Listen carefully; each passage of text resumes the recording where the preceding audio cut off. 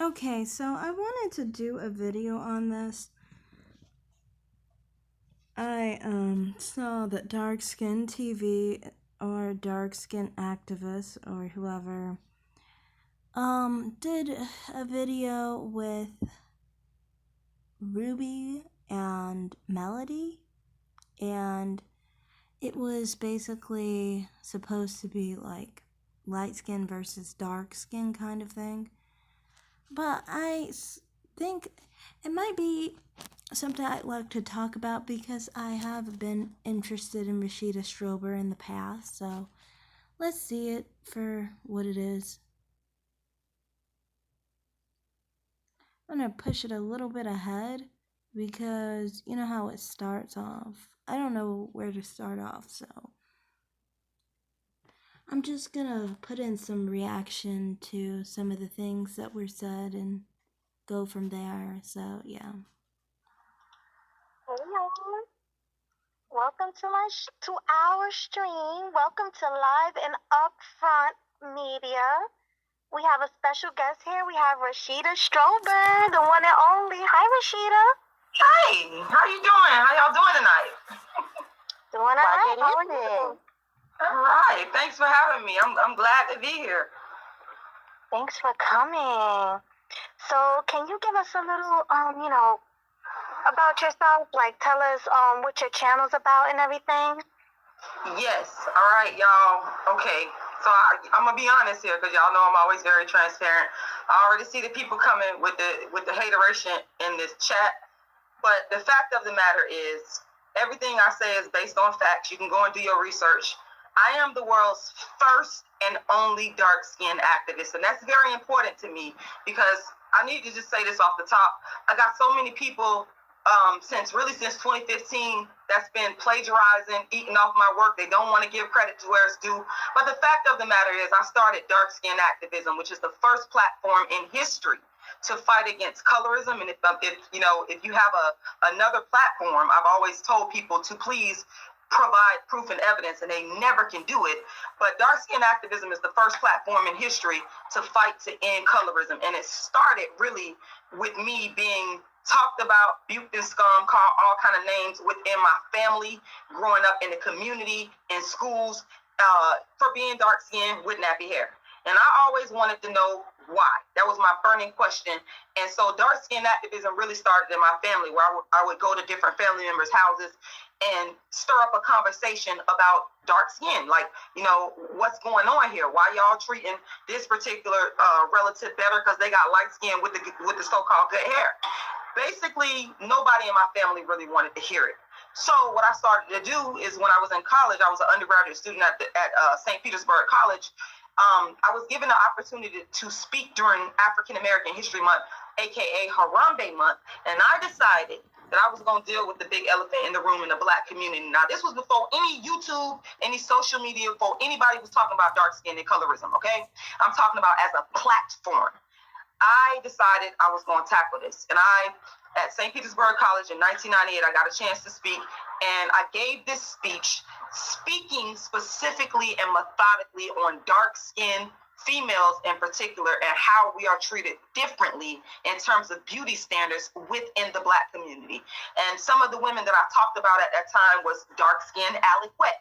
She was on the cover of a major mainstream white publication, and I had saw some press at the time where she was branded ugly and she wasn't the representation of Black beauty. And I was like, she's going through the same thing that I've been going through.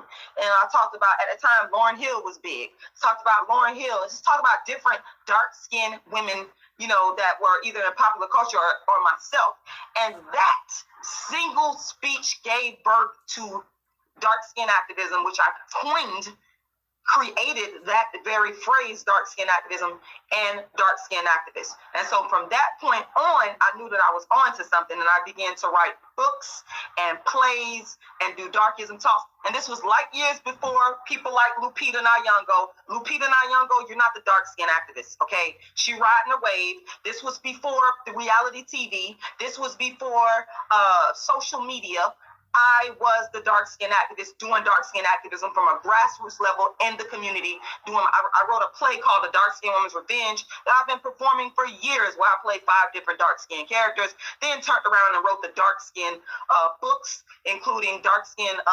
A Dark Skin Woman's Revenge, How to Be the Hottest Dark Skin Chick on the Planet. The only other person that I will ever acknowledge is Cola Booth, because Cola Booth, who was basically kidnapped by Osama bin Laden, she was speaking out against colorism. Okay, and this was around the time that I was doing it. Everybody else is riding the bandwagon. And what I don't like, and I said this over and over again, people get mad at me, but I don't care. I'm always transparent. I'm always upfront with y'all. I don't like other people being given credit for my blood, sweat, and tears, because I know that dark-skinned women did not care about talking about dark skin. They wanted to hide it. They wanted to sweep it under the rug. But when I came onto social media brought my movement onto social media in 2010, and prior to that, I was already getting press. I was already on television. You know, the white mainstream media had already covered my dark skin movement. But I introduced it to the Black online masses with my channel, Dark Skin TV, in 2010, like years before these folks started talking about dark skin and colorism. Went viral in 2015 when I called out Kendrick Lamar's darkism. People mocked me. They said I was crazy, but everybody started turning around and copying me. And I got a problem with that to this day, because y'all need to, one thing that we don't do in the Black community enough, we don't give people credit to where it's due. We'll dog people. I received death threats, all kinds of stuff. But people turned around and studied me. They're still studying me to this day. They went to my website. They read my free books, all that. They read, Googled me, studied me. And then they went and rebranded and regurgitated and copied, my ideas, my unique ideas, which they know they didn't have prior to me bringing it online. And I got a problem with that, because you're taking money out of my pocket. I done took the real hits for it. I see you have on the screen, I have a case that I'm currently in litigation with Tommy Sotomayor, aka Thomas Harris, for the cyber stalking that occurred back in 2020, simply because of me being a dark skin activist, doing my dark skin activist tour, and I had to end up suing him. I lost a couple of battles, but I did end up winning in the Second District Court of Appeals, where I had to go back to court. Now the appeals court has remanded it back down to the lower court. Point I'm making is I done took the real hits for dark skin while other people eat off me.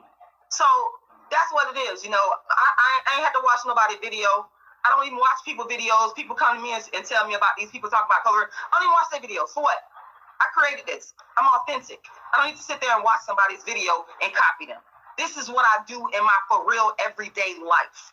So yes, a part of that is community work, lots of community work. I work with the Uhuru Movement, which is a Black empowerment organization. Shout out to the chairman, Omali Ashatella. I worked with them for years, running the Malcolm X free tutoring program, the Girls Change the World workshop, a Great American Teach-In, where I go in and speak to Black children about the importance of business and the things that I do. So I really do this work.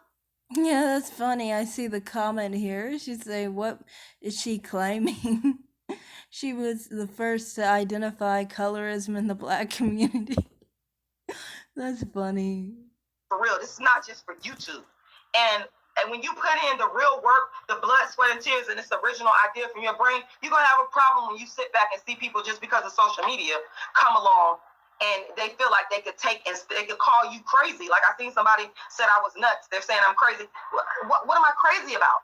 Everything I'm saying is based on that. Do your research. What you should do is do your research. To add to that, and I have to add this too.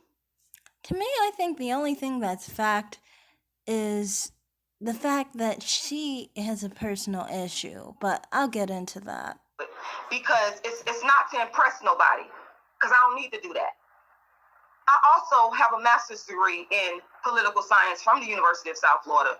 People try to, shit on that accomplishment, but that's just jealousy and envy, because you don't know what I went through to get that. I went through darkism. I also have a bachelor's degree in history from the University of South Florida. So with that being said, if anybody has half a brain and they're thinking, you'll think to yourself, well, this person has a degree in history. I'm concerned with historical accuracy. I'm concerned with it, and if if you graduate. That's a major thing with historical accuracy and the whole sense of accuracy with the claim of colorism in itself. So many times, accuracy is always avoided, because most of the time people live in larger groups and they make generalizations and then they basically claim everything is experienced as a collective whole. Basically, those who don't fit in aren't mentioned. It's like selective memory, you know. So even if one was aware of history, they could just have selective knowledge and selective memory, basically, and selective understanding.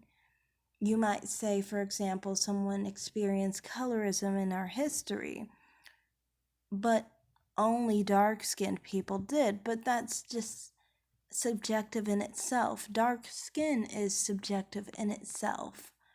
One, and this is how many times they include different scenarios that have to do with racism more than anything. From college, you know that you can't get through an accredited college plagiarizing other people's academic work. So I just don't understand why those same standards don't apply to me. But I take that back. That was rhetorical. I do understand. I'm a black, dark-skinned woman deemed not to be worthy of a movement that I created to take myself out of my own oppression.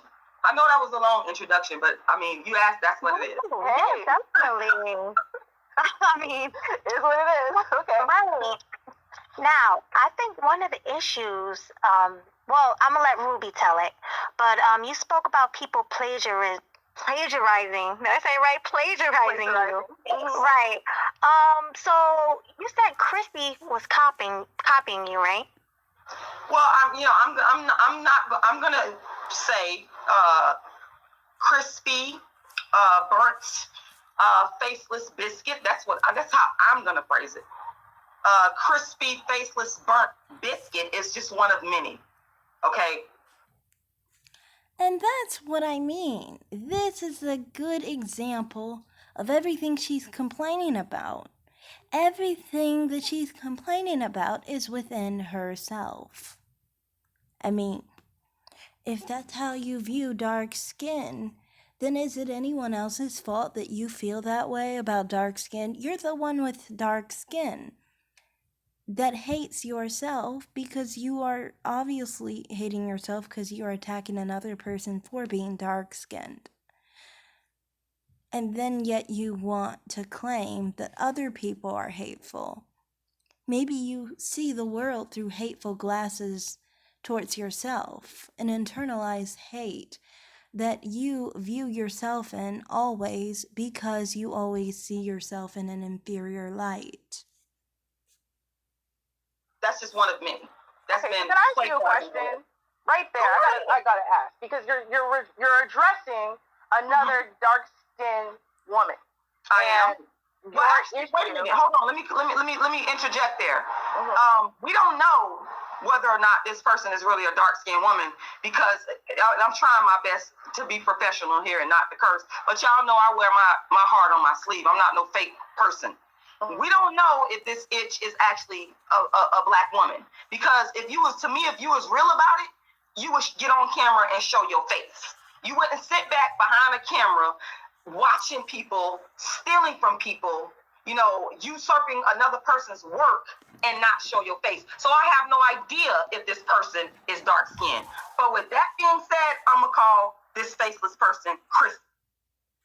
That is true. I do agree with that. I've always said that no one really knows if Chrissy is dark skinned or not.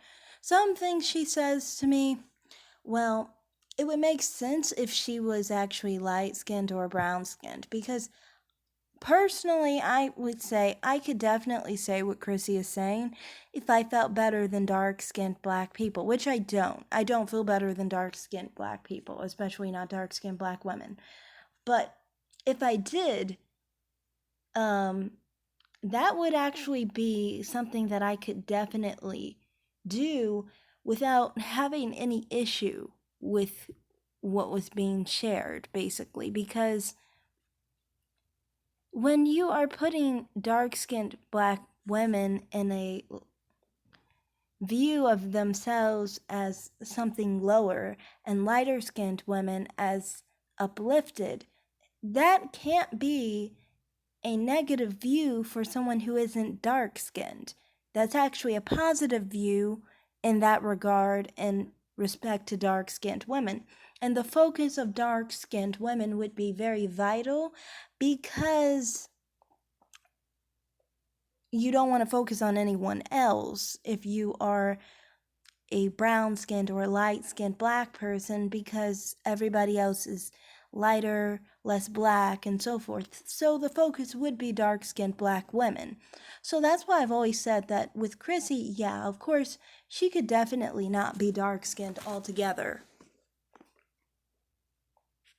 Yes, that's my name, Crispy. So now here's my issue, right? So you are a darkism activist. You are I'm the creator of the word darkism. I created that word darkism. I also wrote the book Darkism, which is copywritten with the United States government.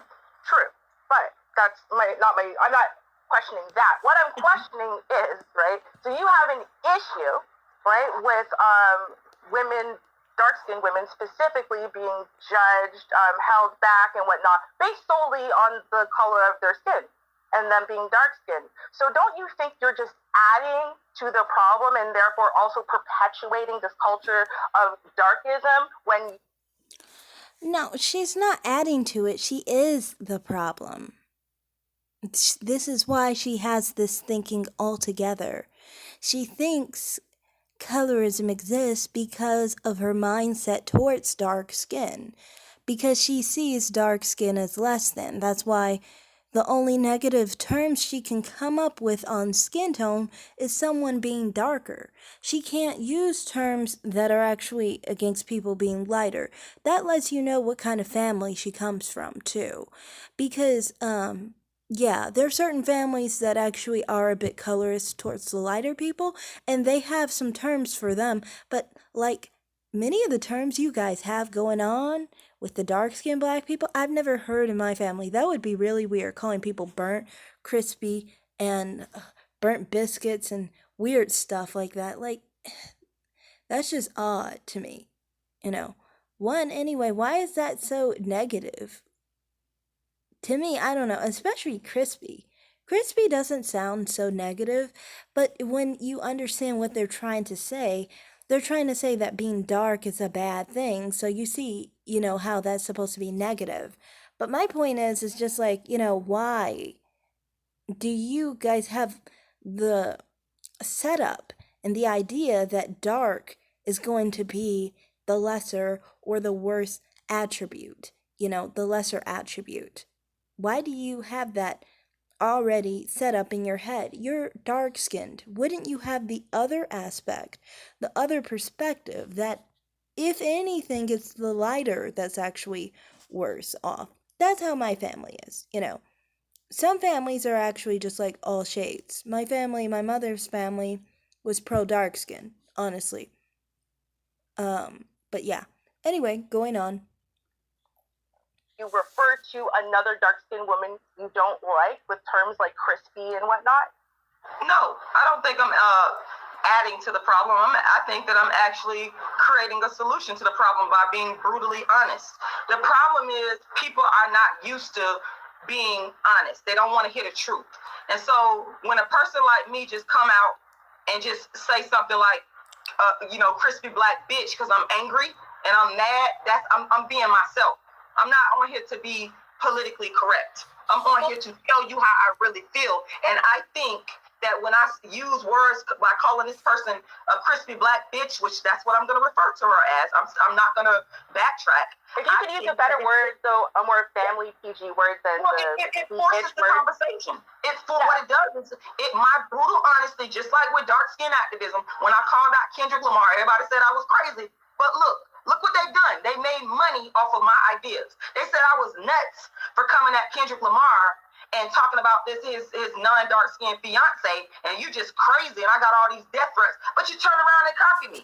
You turn around and do the same thing I'm doing. So I'm adding to no, that's not my issue. Just for the purposes of monetization, if we could try to use family friendly words, so itch with the B, I will try. Honestly, to me, I think all she's doing when she says that is she's exposing herself. Because she's exposing that she naturally has this mindset towards herself. So it's not everyone else. She's the one who is colorist against herself. I'm gonna be honest with you. I'm gonna be respectful of the platform, but I might slip, but I will try. I will try. Fair enough.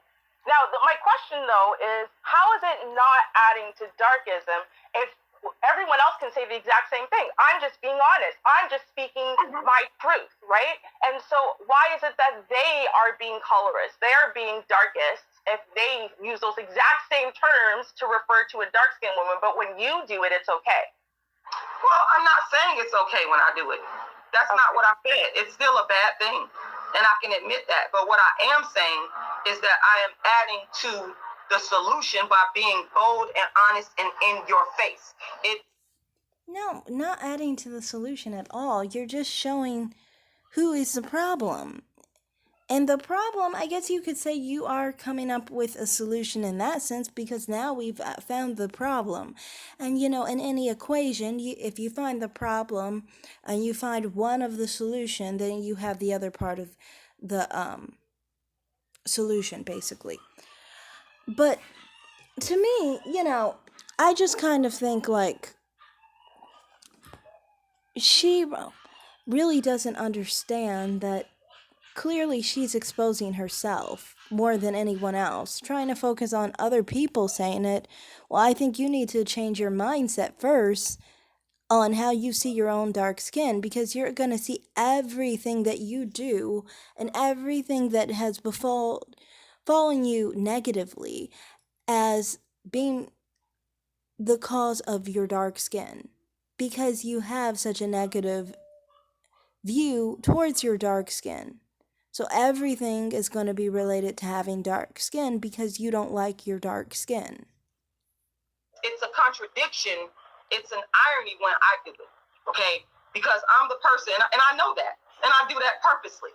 I know that people are going to look at me and go, you're supposed to be the dark skin activist, and you calling another black woman crispy, okay? Well, y'all wasn't thinking about the crispy and tar and burnt black crispy biscuit and all these names before you knew about dark skin activism. Before that, y'all was just going about y'all way. Of course, we weren't thinking about it that way because most of us don't think of dark skin in a negative view. People like this do, though. She definitely thinks of dark skin negatively. This is what I mean about people who are colorism crybabies. What they do is they basically have a negative view towards dark skin, and then they try and claim the rest of us who are normal have that view towards dark skin when we don't.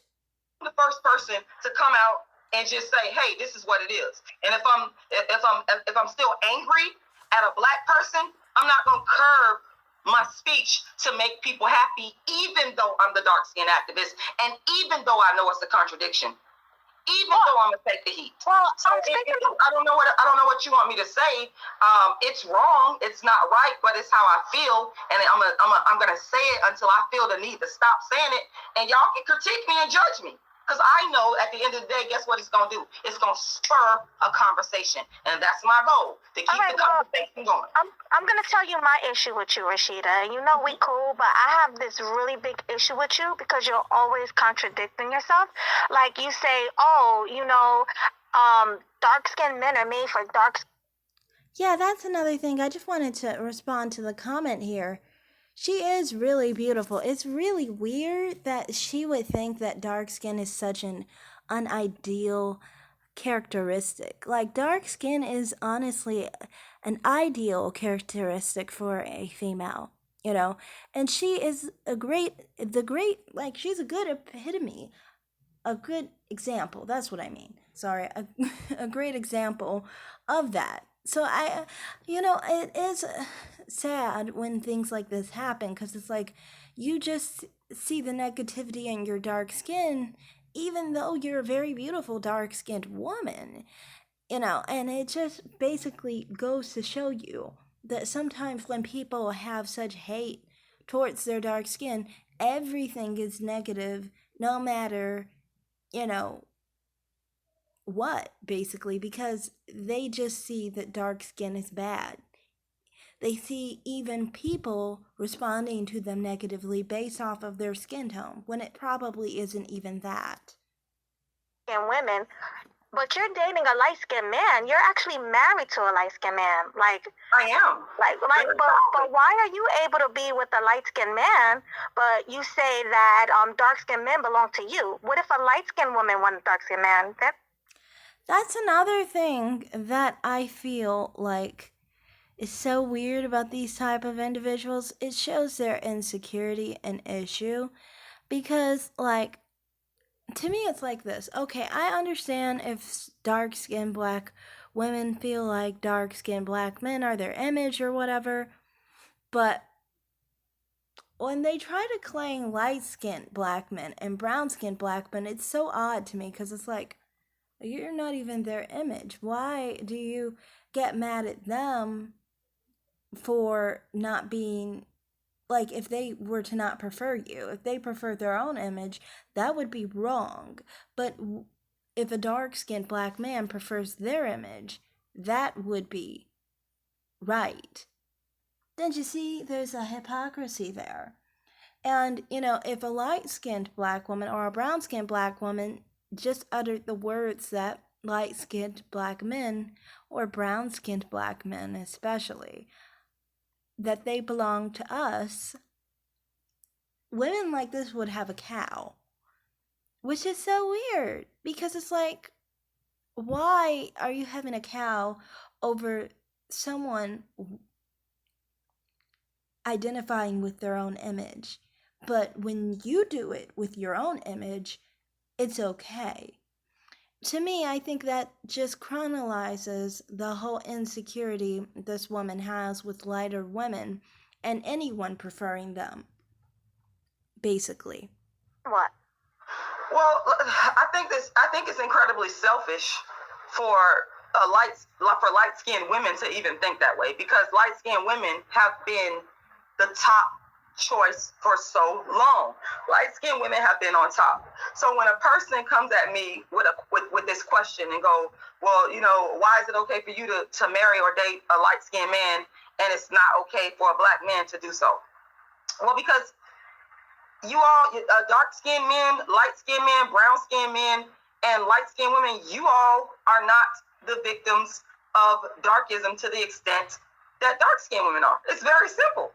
Dark-skinned women are, when I started dark-skinned activism, you must understand that I started it from the perspective of a dark-skinned black woman wanting the approval of the black man, because the black man saw me as ugly. And when I say black man, I'm talking about.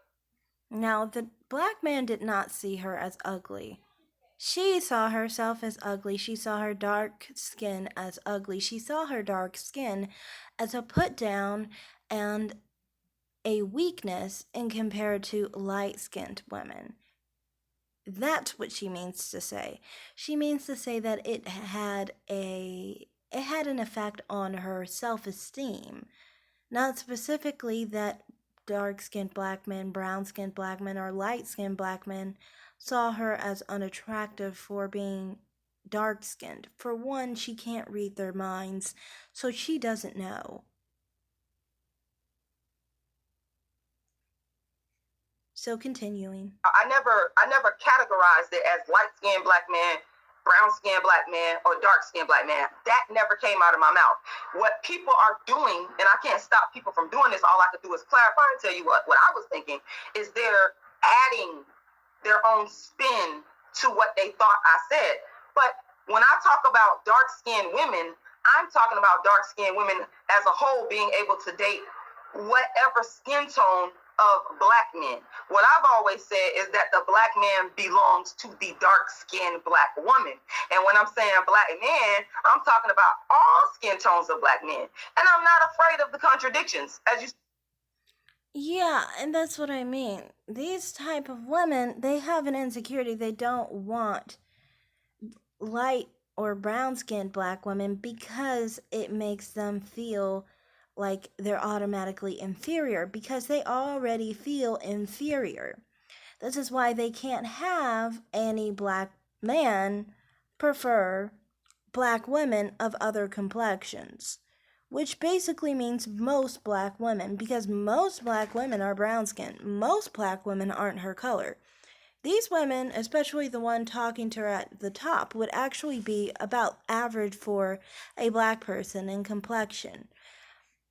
And I guess to her, she thinks that they shouldn't have anyone preferring them.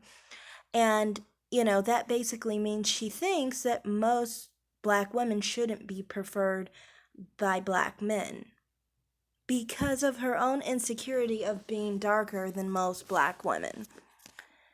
And, these type of women, they honestly have a lot of hate for black women in general because they are darker than most black women. So then they have this issue with black women of all shades, generally, even some that are arguably dark skinned because they're not as dark as she is, for example. It's a really terrible situation, honestly. But yeah, I'm gonna watch just a little bit more and then I'm gonna end it. said, you see it as contradictory. Some people have said I'm hypocritical, and so it is what it is. Well, yeah, I see it as both contradictory and hypocritical because oftentimes the people who are creating as light-skinned women, like myself, are dark-skinned women, like my mama, right? So when the chat room knows, my mama is dark-skinned. She's a fine, gorgeous woman. But ultimately what it came down is she chose a lighter-skinned man, like you did, and then she created an even lighter than you. Go ahead. You're married to one, right? Okay, fine. I don't she chase allowed men. herself to be ugly woman in the world, and I ain't gonna never chase a man. Fine. She allowed herself to be chosen, scooped up and impregnated, okay, by a lighter toned man, right? He was brown skinned, came out with light skinned me, right? And then women like yourself say, well, you're not really black, you don't really deserve a dark skinned black man and whatever. And it's like, but a dark skinned woman created me. She made choices just like you made choices to ostracize light skinned women. You all had no problem when dark-skinned women were getting attacked. Years ago, I told y'all I've been a dark-skinned activist. I made a video called Light-Skinned Women Give Up Your Privilege. Because y'all, and let me just... This is what I don't get. This is what I find really annoying. Is with these type of people, they assume that people don't stick up for them. They see light-skinned and brown-skinned black women as their enemy, basically. And they see, basically, these women as just like women who will not stand up for them, women who, don't care about, the black woman's image, even though they are black women themselves. So they have an invested interest, but they're so warped in their thinking they don't even realize we're in the same category. To me, I've seen so many times with individuals like this in the YouTube streets where they specifically will try and act like, people like myself will not try and, stick up for them if somebody was to be ignorant towards dark-skinned black women. And the thing is, it gets annoying because it's like, I've had so many times I've gotten in fights over dark-skinned black women, but you turn around and you have dark-skinned women like this saying that you're the enemy, you're just sitting trying to get some kind of privilege. You're the one who's, trying to basically put dark-skinned black women down, when all you've ever said and all you've ever done and all you've ever thought and all you've ever felt was that dark-skinned black women were ideal and beautiful, and you always stuck up for how they were just as they're just as, beautiful as any other phenotype, if not more.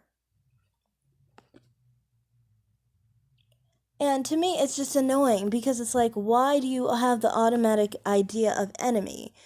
I understand jealousy. Maybe the fact of jealousy makes people think someone's an enemy, but why not understand that if anyone is an enemy, isn't it the person who has the jealousy, not the individual who is actually trying to stand up for you?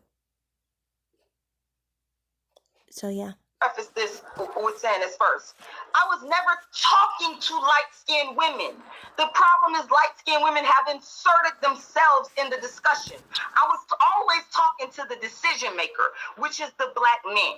But since the light-skinned woman has inserted herself into the discussion, the thing is this. Y'all have always sat in y'all privilege. Y'all never, I find it hypocritical and ironic that light-skinned women, not all try to come for me on my dark-skinned, light-skinned, darkism, colorism stance when y'all sat y'all asses up there for years basking in your privilege. You never...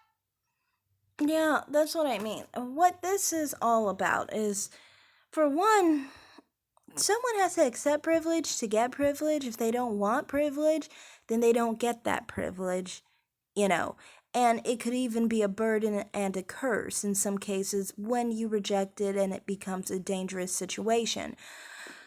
Now, on to another part. What she's really trying to say is that she would, if she was light-skinned, bask in some kind of self-hate that dark-skinned black men have, so then she can benefit in their preference, basically.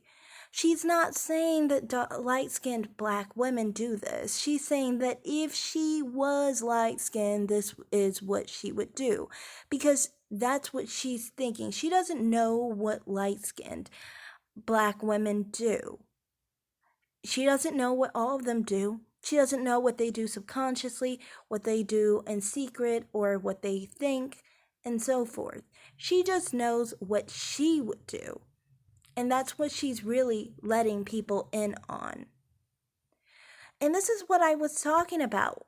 Many of the time, it's not about dark skin being mistreated. It's about the fact of being angry one was born dark. Really, they're not happy with their dark skin, which you can find with her so many times with the whole rhetoric of burnt and crispy and all these negative, evil words to describe dark skin. You can tell that she has this anger and issue. So then she's not really caring about mistreatment of other dark-skinned women. Her problem is not being light-skinned herself and being dark-skinned. That's her struggle. Spoke up for dark-skinned women. You continue to accept marriage proposals, dates. We should hold on. So if I accept the marriage proposal of the black men, you never defended dark-skinned women. So we have to clarify. Wait. We have to clarify this. You want to have to. That's the dark-skinned woman. That's not gonna work with me. Well, I got to get clarification on this one point here. So you're saying that me as a light-skinned woman, by me accepting a marriage proposal from a man I'm in love with, that's in love with me, that happens to be dark-skinned or black in whatever context, that's me sitting there not defending dark-skinned women and sitting in my privilege? That's what you're saying? What I'm saying is, see, that's, again, I don't like when people put words in my mouth. You can interpret what I'm saying, however, I can't control that. What I'm saying is in the aggregate of light-skinned women, since y'all want to insert yourselves so bad in the dark-skinned conversation, which I was never talking to y'all. But what I'm saying is, in the aggregate, light-skinned women, I have never seen y'all come to the defense until now that y'all see a dark-skinned movement going, now y'all got all these issues and To me, there's three issues with this. One, I do agree with her saying that she wants to address it with dark-skinned people, but I mean, she's focused on dark-skinned men. I think she needs to focus on herself and dark-skinned people like her who have an issue and have a fit over being born dark, basically. Also, I kind of feel like, on the whole issue of the struggle or whatever with being dark skinned, to me, I just find this really weird because it's like half the time you guys complain about stuff that the rest of us deal with too. The thing is, a lot of light skinned black women and light skinned people don't want to admit that that's what they're dealing with, for one, because they're supposed to have some kind of privilege, so it gives us hope, kind of, that there's someone else struggling a little bit more than we are. And to me, I just think like that's stupid because I mean, like, let's just be real. If you are, you know, if you are light skinned, if you are brown skinned, and you're not dark skinned, to me, it's like if you're dealing with the same racism in society, then you're dealing with the same racism in society. It doesn't really matter about the color at the end of the day, We should all just try and move past racism, if anything. So, continuing just a little bit longer. You take issues with what a dark-skinned woman is saying. Where was these light-skinned women when dark-skinned women was experiencing darkism from the black man, from the educational institutions, from on the job? Where was these light-skinned women at then? But as soon as your interest is attacked, or you feel it's attacked, or you feel it's threatened. No, it's not about my interest being threatened. What it is exactly what you just said about, okay, when you deal with darkism with black men, when you deal with darkism in the education system at work, that's what you said, right? Okay. To me, it's like this. Light-skinned and brown-skinned black people deal with the same dark-skinned black men and black men who don't like themselves. They deal with it too, okay? You have to think. Look at many of the female rappers who are light brown or light-skinned. Many of them are pushed so fucking hard to look as white as they can possibly look. None of them look naturally like white women, but they try their best to wear, lace fronts, blonde hair, contoured to none other, some wearing eye contacts. I mean, none of them have their natural hair texture. I mean, you get it. You hear many different situations with lighter skinned black people. Like, for example, Willow Smith, I remember they were saying that she was told how she should have a certain hair texture and so forth. In the workforce and things of that nature, many of the time, if you have different hair texture, if you have different features and so forth, you will experience a very outward racism. And you can find this way more than even someone who is dark-skinned, for that matter. Because many of the time, people expect dark-skinned people to have tight hair. Many of the time, people expect dark-skinned people to have broader noses, fuller lips, high cheekbones, soft round noses, almond-shaped eyes, and so forth. They expect them to have those features. No one really makes fun of them for having those features other than to make fun of them for being black.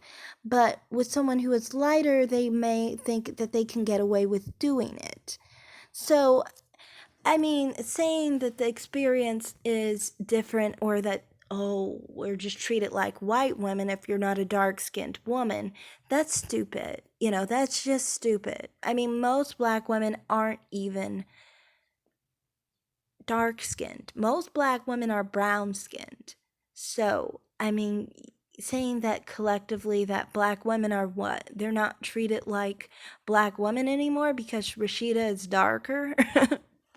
That's just delusional, but she does seem like something's not too right with her. Continuing. Socioeconomic position. It doesn't even matter because we got Ketanji Brown Jackson, who's soft spoken. She ain't speaking like me. She's soft spoken.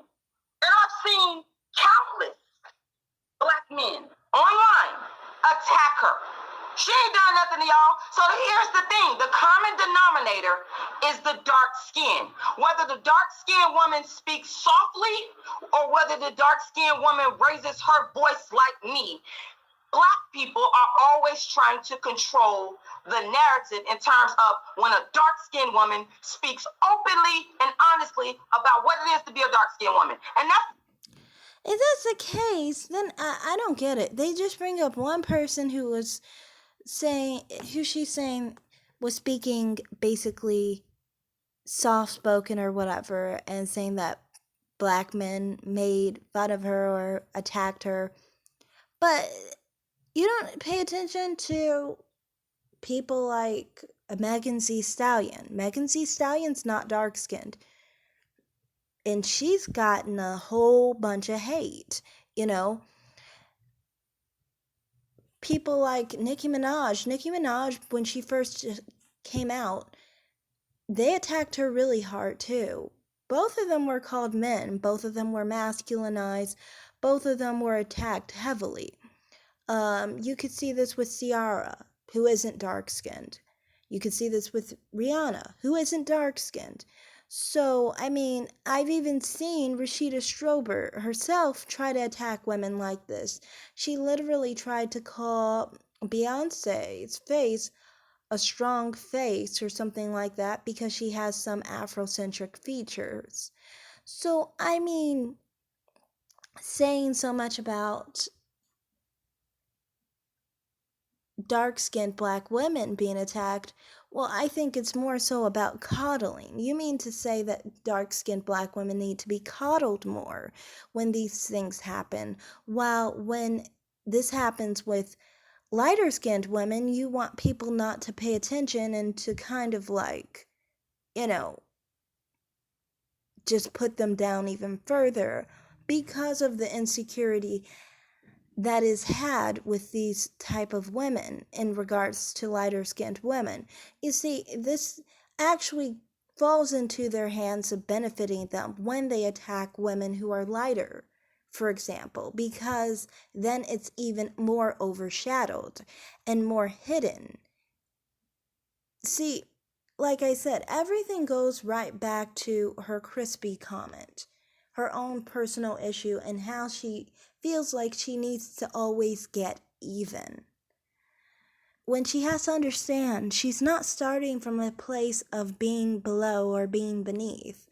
She's starting from a place of being the epitome of black beauty, black female beauty, you know? She's a standard black woman and she's an ideal black woman in phenotype, and she needs to feel that and understand that. And I feel like that's her main struggle here. So that's basically all I'm going to say in this video. I just feel like at the end of the day with this one, she does express a lot of internalized hate. You can see this with colorism crybabies, that they tend to have a lot of internalized hate. I also saw a part, I did not come across it here, but she did address another part where she said that she had a grandmother who was light skinned and didn't really like her, I think, because she was dark skinned.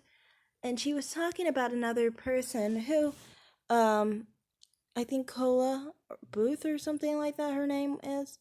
I always thought she did have like some kind of Middle Eastern heritage. Um, but she was saying that she had a mixed grandmother and that she didn't like her because she was dark skinned. And, you know, this is a common thread among the colorism crybabies. They are a product of usually someone who is, you know, maybe of a lighter hue, who did not instill in them their, that they were an ideal beauty. And it's not just that, it's the fact that those people decided to be with people who didn't love themselves, that were dark skinned. And so they continued an idea of self hate and issues among dark skinned women like Rashida Strober. This is why I've said before that colorism crybabies and people who, dark skinned black women who claim they suffer from colorism, usually come from lighter skinned people who were with darker skinned people who hated themselves, you know, and they came out dark, and now they're suffering from the repercussions of a low self esteem, light skinned person who had such a low self esteem that they entertained the attention of an individual who hated themselves for being dark skinned and thought that they could create a healthy relationship for their children and for their own personal relationship with a person who could not and never could love themselves. So, you know, I think that's what it all boils down to, and is the reason she is calling herself and other black women crispy, burnt, and burnt biscuits and other terms against being dark skinned, because she just views dark skin so negatively because that's all she was ever taught, and she can't get her mindset right. She can't change how she sees her dark skin because of what they did to her as a child, you know. So that's all I have to say in this video. Thanks for watching, everybody. Like and subscribe, and have a great day. Comment down below. Bye.